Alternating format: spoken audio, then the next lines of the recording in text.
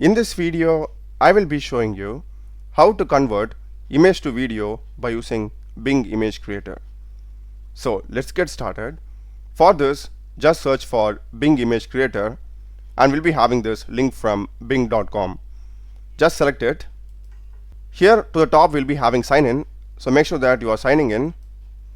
We need to sign in by using our Microsoft account. So just do this. After you sign in, by default it will be in the image tab. Here you can generate images. Just select video. Here you can just give your text prompt and generate videos also. But in this video we'll be converting image to video.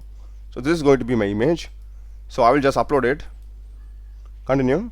I would recommend you to give a very detailed prompt. You can simply put this image into ChatGPT or Gemini and ask for it to give a image to video prompt. In this case, I'll just keep it simple and make sure that you are selecting priority as fast. It will be done much quicker, and click on create.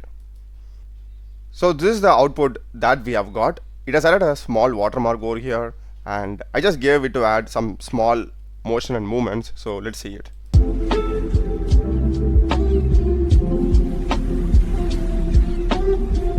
Yep, that's so minimalistic. Yeah, because that's what I wanted also, like minimal motion. If you want to get a better result, just go with much more detailed prompt. Now I will be showing you how you can generate an AI image and then convert it into an AI video. So for this, just come into the image tab and paste your prompt. Then select the aspect ratio. You can change the mode based upon your wish. After that, just click on create. So this is the image that we have got. If you want to edit the image, you can just click on it and give some changes over here. Once you are done with the image, if you just come to edit image again, here we are having animate image. Just select it and just select the aspect ratio. I'll just click on generate.